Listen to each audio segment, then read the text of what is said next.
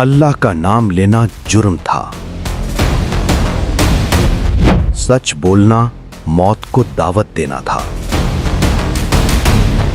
एक जालिम बादशाह ने खुद को खुदा कह दिया था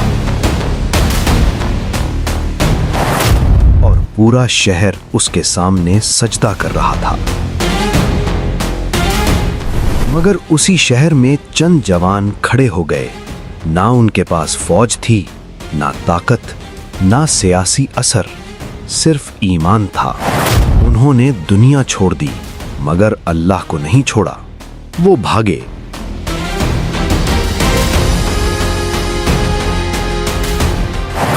एक गार में पनाह ली और फिर सो गए।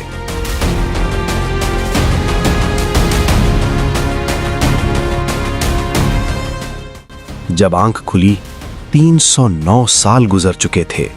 ना वो बादशाह जिंदा था, ना उसका तकब्बुर, ना उसका जुल्म, सिर्फ अल्लाह का वादा बाकी था।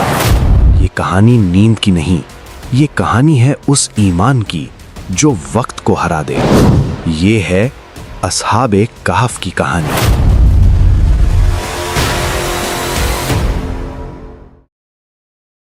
रोम की सल्तनत अपनी ताकत और जाहो जलाल के उरूज पर थी। इमारतें आसमान से बातें कर रही थीं, बाजार मालो दौलत से भरे पड़े थे। मगर इस जाहिरी चमक दमक के पीछे इंसानियत का ज़मीर मर चुका था। ये दकियानूस का दौर था, एक ऐसा बादशाह जिसने खुद को खुदा कहलवा दिया था। मैं ही तुम्हारा खुदा हूं, मेरे सिवा किसी का नाम लेने की जरूरत मत करना। लोग पत्थरों के सामने झुकते थे और जो नहीं झुकता था उसे मिटा दिया जाता था। जुल्म और नाइंसाफी आम थी और सच बोलने की कीमत अपनी जान देकर चुकानी पड़ती थी। एक तरफ शाही महलों में जश्न का सामान था तो दूसरी तरफ ईमान वालों का खून पानी की तरह बहाया जा रहा था। मगर अंधेरे के बाद हमेशा नूर आता है। इस घुटनज़दा माहौल में जहां हर शख्स अपनी दुनिया और अपनी जान बचाने में मसरूफ था, कुछ जवान ऐसे भी थे जिनके दिलों में अल्लाह ने ईमान की चिंगारी रोशन कर दी थी। ये कहानी किसी नबी की नहीं, ये कहानी उन जवानों की है जिन्होंने अपने रब पर ऐसा यकीन किया कि वक्त की नब्ज भी उनके एहतराम में थम गई। ये अस्हाबे कहफ की दास्तान है। बनी इस्राइल की तारीख गवाह है कि जब भी मुआशरे में बिगाड़ पैदा हुआ, अल्लाह ने हिदायत के लिए अनबिया भेजे। मगर ये वाकया एक अलग नौइयत का था। मुफस्सिरीन खास तौर पर इब्ने कसीर रहमतुल्लाह अलैह लिखते हैं कि ये जवान आम लोग नहीं थे, ये रूम के उमरा और वज़रा की औलाद थे।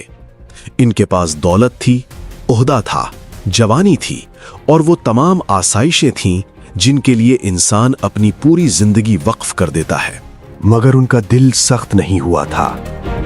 वो शिर्क और बुत परस्ती के इस माहौल से बेजार हो चुके थे। उनके ज़मीर ने उन्हें बता दिया था कि ये ज़मीन, ये आसमान और ये कायनात इन बेजान मूर्तों की तख्लीक नहीं हो सकती।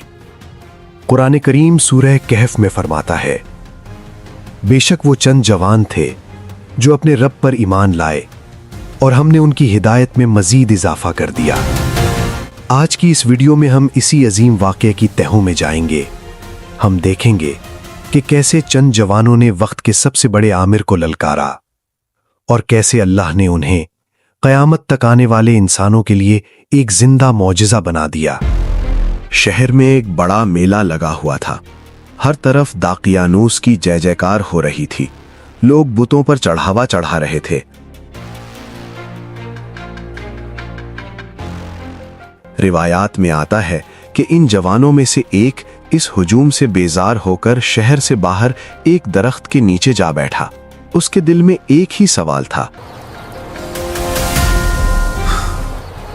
اس کائنات کا اصل خالق کون ہے؟ کچھ ہی دیر بعد ایک اور جوان وہاں آ کر بیٹھ گیا، پھر تیسرا، پھر چوتھا، یہاں تک کہ چند جوان وہاں جمع ہو گئے۔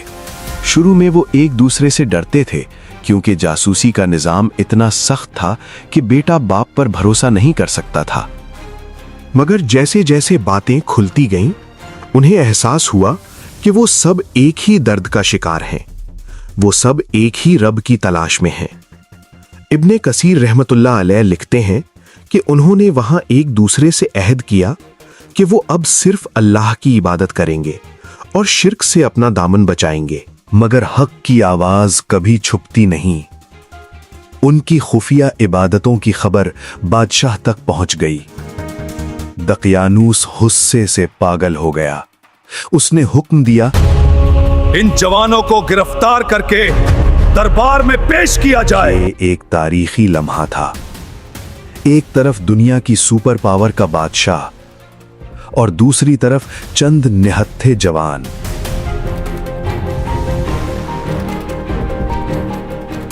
بادشاہ نے گرج کر پوچھا، تم ہمارے خداؤں کے سامنے کیوں نہیں جھکتے؟ یہاں ان جوانوں نے وہ جواب دیا جسے قرآن نے محفوظ کر لیا، اور ہم نے ان کے دلوں کو مضبوط کر دیا جب وہ اٹھ کھڑے ہوئے اور کہنے لگے، ہمارا رب وہ ہے جو آسمانوں اور زمین کا رب ہے۔ ان کے لہجے میں ایسی جلالت تھی، ایسا یقین تھا کہ بادشاہ بھی ایک لمحے کے لیے سرا گیا، مگر اس کا تکبر آڑے آ گیا۔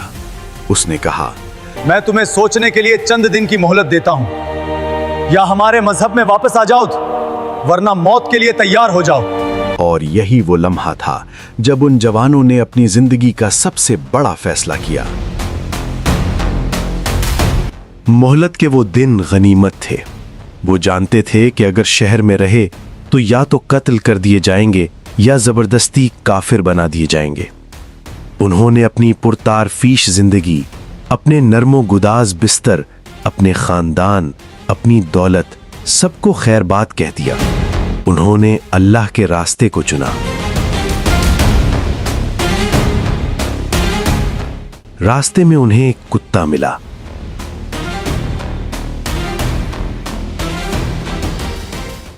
روایات کے مطابق اس کا نام قطمیر تھا۔ اس نے ان نیک بندوں کا ساتھ نہ چھوڑا۔ چلتے چلتے وہ ایک پہاڑ کے پاس پہنچے جسے انچائلس کہا جاتا ہے۔ وہاں ایک غار تھا، سورج ڈھل رہا تھا۔ وہ سخت تھک چکے تھے۔ غار میں داخل ہوتے ہی انہوں نے دعا مانگی، ربنا آتنا من لدنک رحمہ وہیئ لنا من امرنا رشدا۔ اے ہمارے رب، ہمیں اپنی طرف سے رحمت عطا فرما اور ہمارے معاملے میں ہمیں سیدھا راستہ دکھا۔ اللہ نے ان کی دعا ایسی سنی کہ تاریخ بدل گئی۔ جیسے ہی وہ لیٹے، اللہ نے ان پر نیند طاری کر دی۔ یہ عام نیند نہیں تھی، یہ نیند موت کی بہن تھی، مگر موت نہیں تھی۔ ابن کثیر لکھتے ہیں کہ اللہ نے ان کی حفاظت کا ایسا انتظام کیا کہ اگر کوئی جھانک کر دیکھتا تو ڈر کر بھاگ جاتا۔ قرآن فرماتا ہے، وَتَرَى الشَّمْسَ إِذَا طَلَعَتْ تَزَاوَرُ عَنْ كَهْفِهِمْ ذَاتَ الْيَمِينِ۔ سورج نکلتا تو ان کے غار سے دائیں طرف کترا جاتا اور غروب ہوتا تو بائیں طرف، اور ہم انہیں دائیں اور بائیں کروٹ دیتے رہتے تھے۔ باہر دنیا بدل رہی تھی، بادشاہ مر رہے تھے، سلطنتیں ٹوٹ رہی تھیں۔ دقیانوس مر گیا، صدیاں بیت گئیں، مگر غار کے اندر وقت تھم چکا تھا۔ 309 سال گزر چکے تھے۔ ایک جوان بیدار ہوا، اس نے دوسرے کو جگایا۔ انہیں لگا وہ بس ایک دن سوئے تھے۔ ایک نے پوچھا، ہم کتنی دیر سوئے ہوں گے؟ دوسرے نے کہا، شاید ایک دن یا دن کا کچھ حصہ۔ انہیں اندازہ نہیں تھا کہ دنیا بدل چکی ہے۔ انہوں نے اپنے ساتھی یملیخا کو چاندی کا سکہ دیا اور کہا، شہر جاؤ، پاک کھانا لے آؤ اور خیال رکھنا کسی کو پتہ نہ چلے۔ شہر بدل چکا تھا۔ لوگ اللہ اور عیسیٰ علیہ السلام کا نام لے رہے تھے۔ وہ حیران رہ گیا۔ جس شہر میں اللہ کا نام لینا جرم تھا، آج وہاں وہ عام تھا۔ जब उसने पुराना सिक्का दिया, लोग हैरान रह गए। ये सिक्का 300 साल पुराना है।